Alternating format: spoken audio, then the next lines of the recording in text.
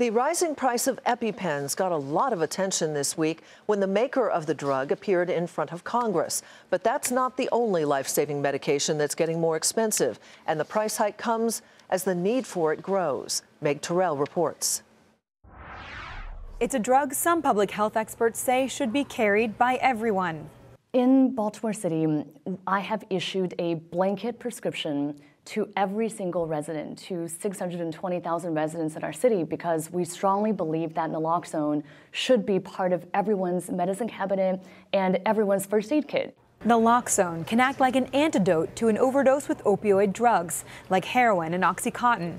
And demand for naloxone is skyrocketing amid the country's opioid epidemic, which led to more than 28,000 deaths from overdoses in 2014. If we all have the ability to save a life, why shouldn't we? But the price of naloxone is increasing as well. Baltimore City Health Commissioner Dr. Lena Wen says one product her city purchases has doubled in price since 2012.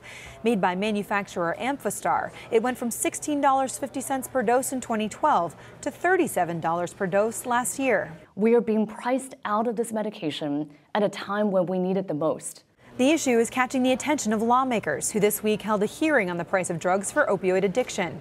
And in June, the Senate Aging Committee sent letters to 5 manufacturers of naloxone, asking for explanations for price increases. Naloxone has been available since 1971. Pfizer's Hospira sells an injected version used in hospitals. The price of one vial increased from less than $1 in 2005 to more than $15 in 2014. The company says it has responsibly priced the product and that the price takes into account necessary investments to produce and distribute it.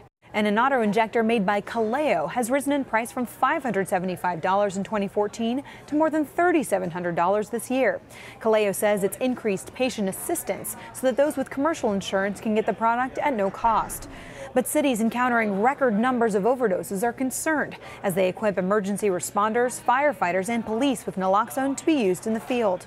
We need some broader, sustainable solution, or else we have the worst case scenario where a program or a health department runs out of naloxone, can't afford to buy more, and people die as a result. The rising price, as well as the increased demand, can cause tough decisions for municipal budgets. You might consider turnout gear for our firefighters has to be put off into the future because of the money being spent on the extra drugs that we need to handle overdoses. And public health experts say the drug is so important for overdoses. It's something that nobody should be without.